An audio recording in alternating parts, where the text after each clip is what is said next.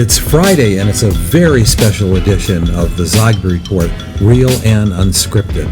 And today we're going to focus on the election, and this is such a very special edition that it's actually Thursday that we're videotaping this and ready for distribution.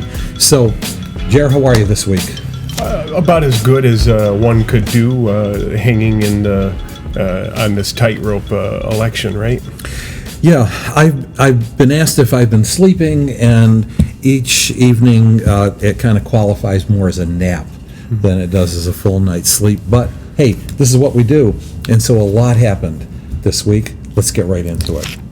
So I'm going to first recap the election briefly, and then secondly, I'm going to answer the question I've been answering all week, which is what happened with the polls. You've kind of been answering it much of this week as well. So first of all, what happened?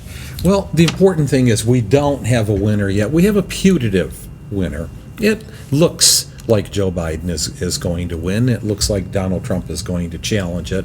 But there are automatic recounts and certifications that take place. So what we know is that it was a very close, hard-fought election, enough to say that Donald Trump and Donald Trumpism were not repudiated. And at the same time that Joe Biden and the Democratic Party were not given a strong endorsement or a mandate to govern. It looks, as of this moment, as if it's a split Congress, but then the jury's still deliberating as the votes are still being counted. In any event, even if that remote chance that the Democrats do gain a majority of Congress, it would be a bare majority. But for now, I think it's safer to suggest that we have split government. So what does any of this mean? Well, what we discovered is that the number one issue that voters went to the polls with was the economy. And on the economy, Donald Trump overwhelmed Joe Biden. The other issues were race relations, in which 91% of those who said race relations, that was the number two issue, in fact. 91% voted for Joe Biden. Biden overwhelmed on uniting the country and on showing good judgment. Donald Trump on the economy and being a strong leader.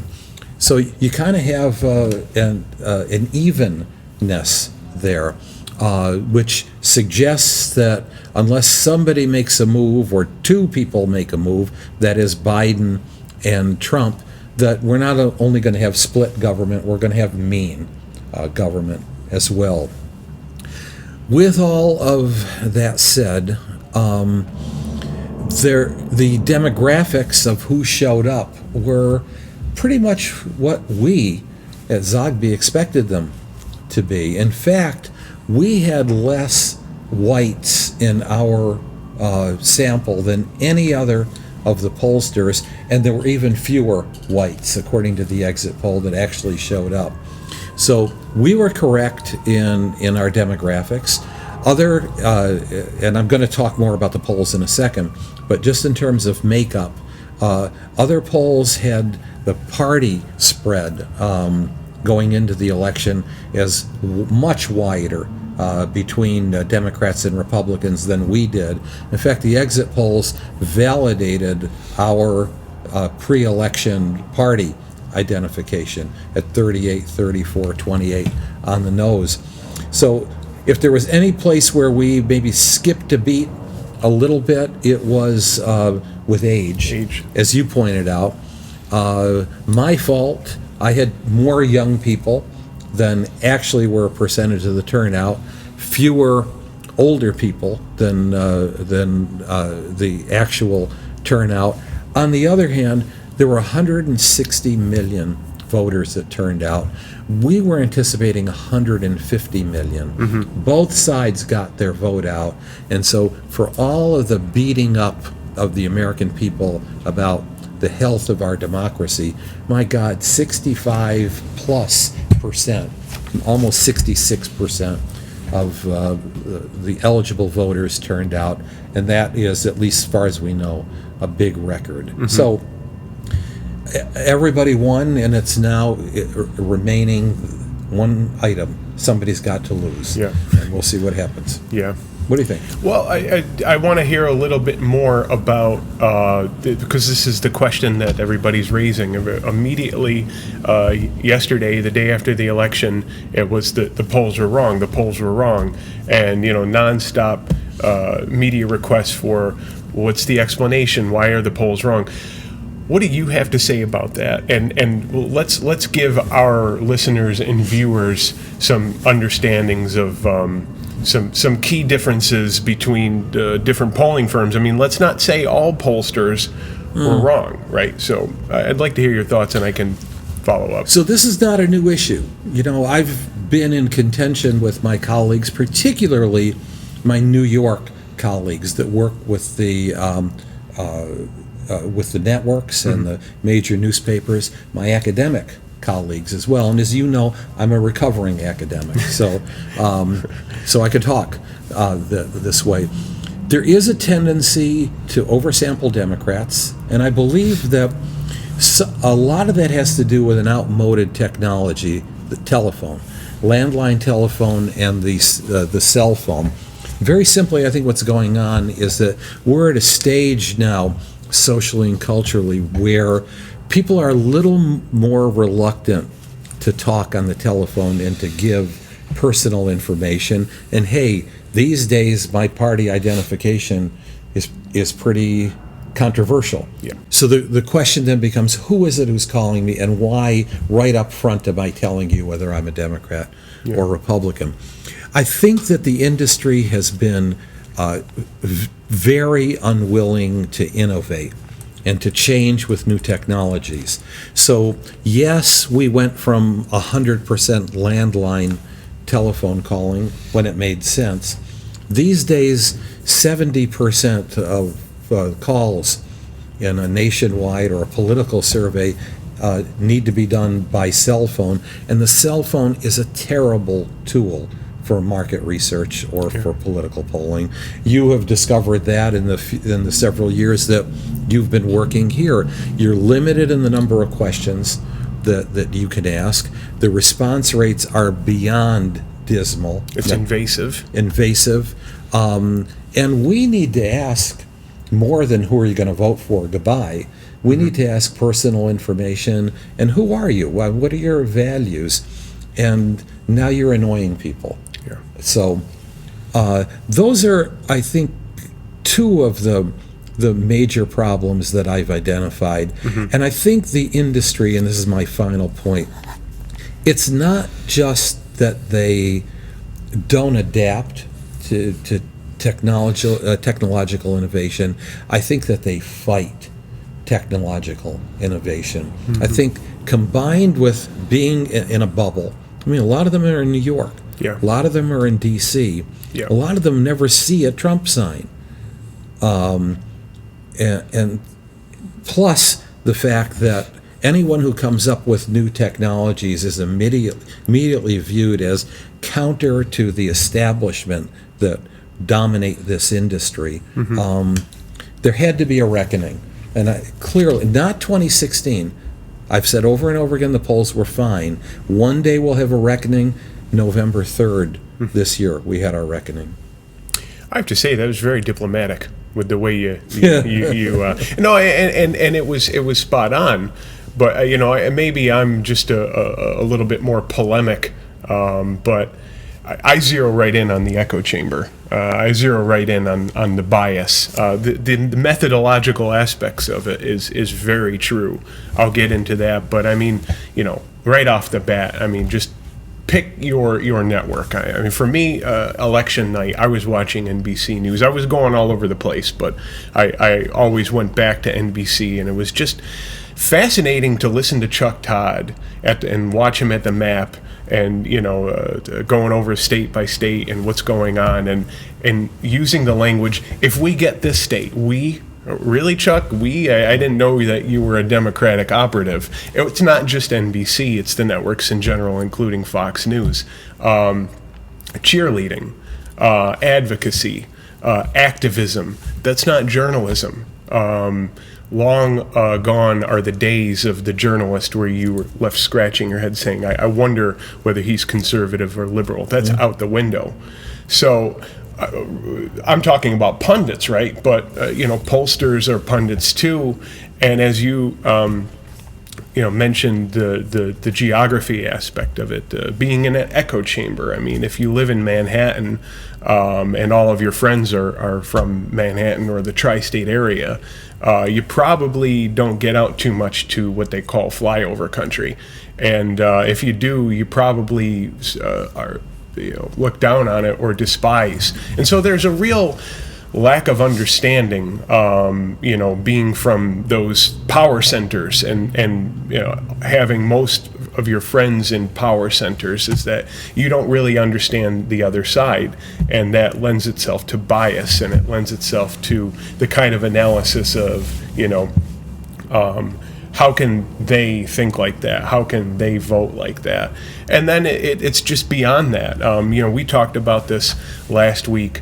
You were mentioning Trafalgar Group and how, he was making the mistake of not only just polling, but cheerleading for Trump. And so, I mean, you have to put aside your biases, and really at the end of the day, it's about the desire to get it right, and less so have your candidate, the one you personally prefer, win. And so, we had Biden in our final poll ahead by 6. Of course, factoring in the margin of error can bring it down to a 3-point race. And that alone right there was enough for us to say, this is too close to call. And I'm proud to say that we've been saying that all along, that this was too close to call. I wrote about in the 11th issue of the Intelligencer, which I really encourage people to read, because even though we think the election is done, and we think, last week is last week, or 2 days ago is 2 days ago, it's not. This is going to play out for a very long time. But I looked at the horse race question, and I pointed out the fact that in our poll on Sunday, November 1st, 4% were telling us that they were going to vote for Joe Jorgensen. Now, I believe that on Sunday, that 4% truly believed that they were going to vote for Joe Jorgensen, but I knew that come election day, going into the booth, America was at a crossroads, and the choice was the reset or the anchor. That was the title of the 11th issue of the Intelligencer, that when they went into that booth, whether it was consciously or unconsciously, they knew that America was at a critical crossroads, and something told me that Joe Jorgensen wasn't going to get 4%. So that brings the race even tighter. And so it actually turned out, I think the exit polls show that Jorgensen got about 1%. So we were spot on. We were saying all along that this is too close to call. But at the end of the day, what I think where we shined in our analysis was that we didn't let our personal politics seep into it. We weren't cheerleading. We weren't saying in using language like we, if we get this state, like some pundits were doing. That raises a lot of things. Some is just how out of touch some of our colleagues are. I did a Bloomberg radio interview, and the anchor, said to me, "Well, how do you handle the issue of getting, too many Democrats or shy Trump voters?" It was shy Trump voters, and I said, "Well, you really can't." I'm not going to follow up with, "Did you just lie to me?" But he said, "Well, one pollster said that I counter that by asking the question, what do you think? Who do you think your neighbor is going to vote for? What do you think of that?" I said, "That's the stupidest thing I ever heard." I said, "I've got 8 neighbors, all of whom are voting for Trump. Yeah. If anything makes me vote for Biden, it'll be those 8 neighbors and those ugly signs that are in front. That has no impact." Sometimes pollsters try to get a little too cute. I've got to tell you that I think that this is a real problem this time. I think that the industry is in crisis. And I think that first and foremost, what the industry has to do is be honest with itself and say, we have to follow science, but we're studying people we're not polling data points, we're polling people. We have to get more into, as we already do, and as you do in the intelligentsia, what's the heart and soul? What are the values of the people that we're actually polling?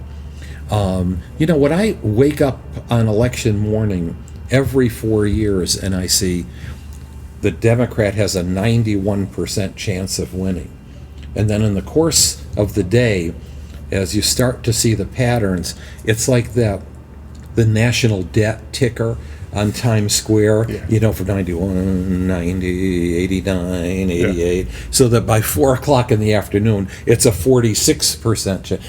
I say to myself, that's useless. That's too much information and useless information. My final point is we need to be honest with ourselves about what we are delivering. Is this a close race or not a close race?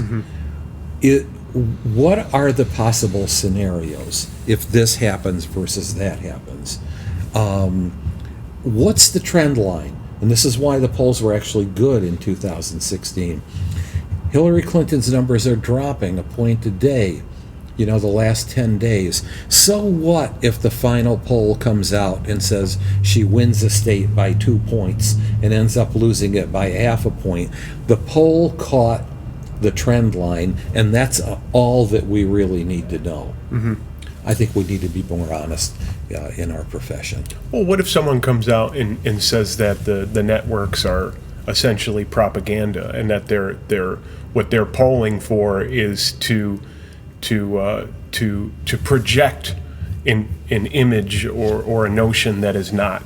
And I mean, consistently, a lot of networks had Biden ahead by double digits over the course of months. I mean, we were seesawing. We had Biden ahead by 7, by 2, by 3, back and forth, which I thought was more capturing the reality of it, that it wasn't set in stone. But I mean, if you only followed the major networks, you were going into the election thinking that this is an easy win for Biden. Well, I mean, is it really just telephone, or is it really their personal, beyond their personal bias seeping into it? Are they trying to alter the outcome? No. In all honesty, absolutely not. And I won't cast any aspersions that way. I do think that they come in with preconceived notions, but I think they're too limited in their data collection, and I think that they're not flexible enough to do what we do. And this has always been an argument that we've had with mainstream colleagues. We apply a weight for party identification. They don't. They treat party identification as something that's ephemeral, that just changes. It depends on how I feel. And I've always felt that party is a lead variable. It's as important to me, whether I'm a strong Democrat or not, I still filter my information a certain way. And it is a determinant in how I vote, or even who I reject, who I'm going to vote for. And in that sense, then, you've got to get party identification right. And if you don't get that right, then everything else falls apart. Everything else falls apart. I mean, look, I have more that I want to say about polling and our polls and the polls in general, but I think people are tuning in now because they want to know what's going to happen. Yeah. And so why don't you go first? I mean, how do you see this playing out? Where we are now, and is it weeks, is it months, and what's your general take on where this goes? Well, first of all, I do think that Biden wins. It's going to take a while, I think, for Donald Trump to lose.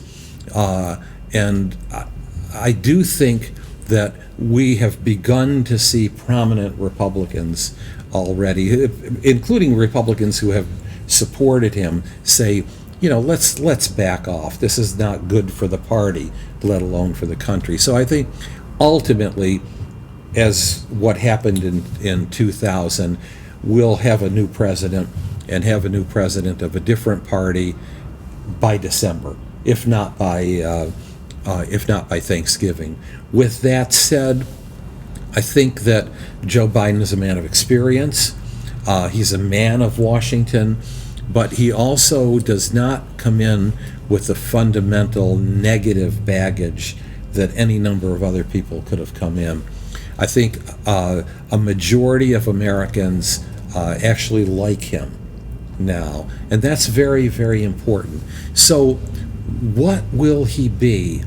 He could be a transitional, not transformational, but a transitional caretaker, meaning I'm the old guy who's coming in with steady hand of experience.